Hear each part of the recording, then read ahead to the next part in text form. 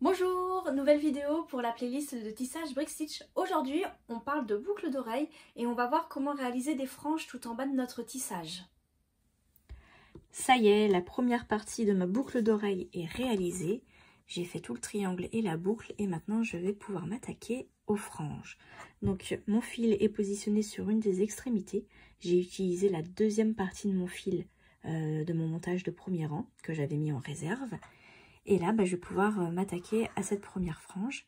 Donc, je vais vous montrer, allez, 2 franges et puis le reste, vous aurez compris, donc vous pourrez le faire vous-même. Dans ce kit, vous ferez attention, chacune des franges a un nombre de perles différent. Je l'ai voulu volontairement un petit peu arrondi sur le bas. Voilà. Donc, on démarre. Alors, je mets mon schéma sur le côté. Je ne peux pas tout vous mettre sur l'écran, sinon je vais devoir dézoomer et vous ne verrez plus les détails. Donc c'est à côté. Alors je vais calculer, hop, 5 perles dorées. 1, 2, 3, 4, 5 perles dorées. Voilà.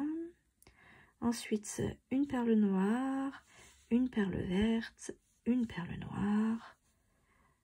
Voilà. Donc je les passe toutes au fur et à mesure sur mon fil, qui est, hop, ici. Et je repars pour 5 perles dorées. 1, 2, 3, 4, 5 perles dorées. Hop, pareil, je les enfile sur le fil et je termine avec une perle noire et une perle verte. Voilà.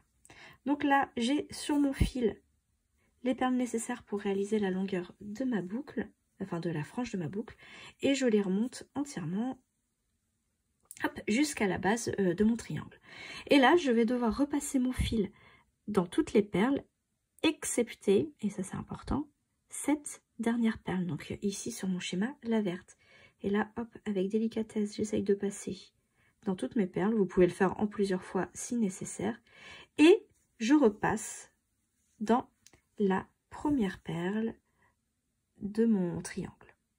Hop, celle qui va être alignée finalement avec tout mon ouvrage. Donc là, je remonte mon fil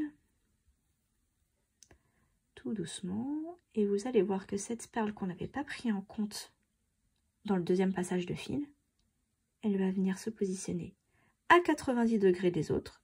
Donc vous avez toutes les perles qui sont, hop, alors attendez, voilà, qui sont dans ce sens-là, et l'autre, hop, elle est dans l'autre sens pour bloquer.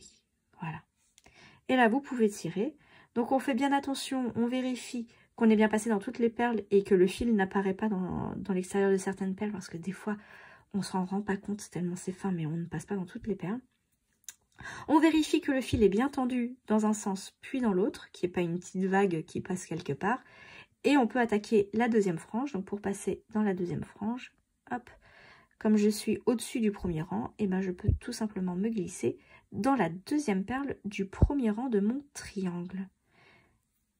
Je redescends entièrement mon fil. Hop, donc mon fil est complètement invisible.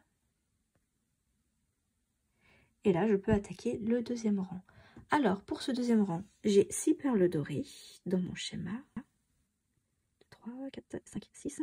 Je continue avec le même rythme que tout à l'heure. Noir, vert, noir.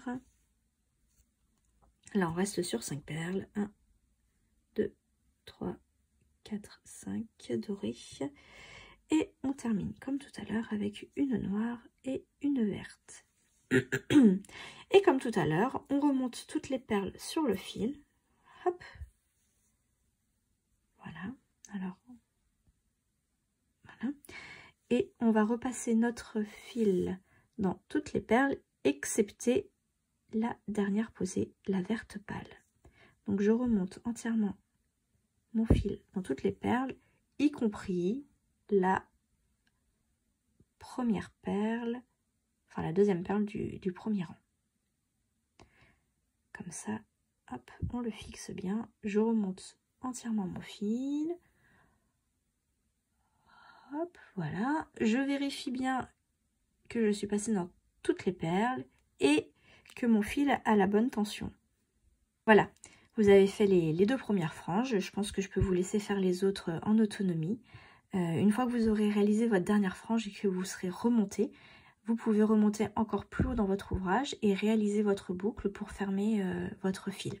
Une fois que vous avez fait une boucle ou deux, vous pourrez fermer votre fil à ras et votre paire de boucles d'oreilles sera terminée et ça ressemblera hop, à ça.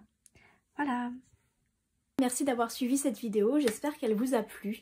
N'oubliez pas de liker et de commenter, surtout si vous voulez qu'on aborde d'autres sujets, dites-le moi en commentaire si vous avez des questions en retour de cette vidéo.